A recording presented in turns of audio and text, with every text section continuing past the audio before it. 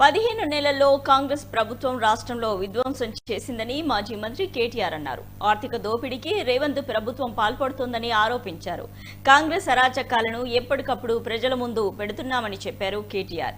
హెచ్ఈలో పర్యావరణ విధ్వంసం జరిగిందని, కాంగ్రెస్ చర్యలతో దేశమే తెలంగాణ వైపు చూస్తుందన్నారు కేటీఆర్.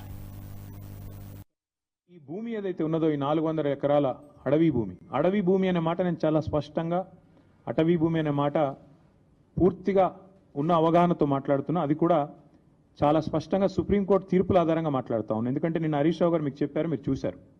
సుప్రీంకోర్టు 1996లోనే, అంటే దాదాపు 30 ఏళ్ల కిందటనే స్పష్టమైన తీర్పు ఇచ్చింది.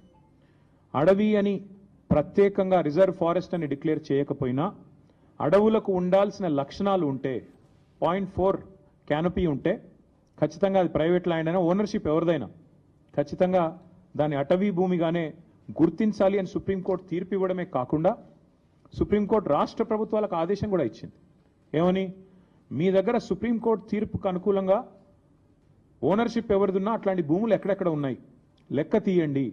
దాన్ని రిజర్వ్ ఫారెస్ట్గా ఆల్రెడీ డిక్లేర్ చేసి ఉన్నా, చేయకపోయినా ఆ లిస్టు మాకు పంపించండి అంటే, ఇక్కడ కూడా మన తెలంగాణ ప్రభుత్వం కూడా, రేవంత్ రెడ్డి ప్రభుత్వం కూడా సుప్రీంకోర్టు ఆదేశాలకు అనుగుణంగా ఒక కమిటీని కూడా ఏర్పాటు చేసింది ఆ స్థలాలను గుర్తించడానికి.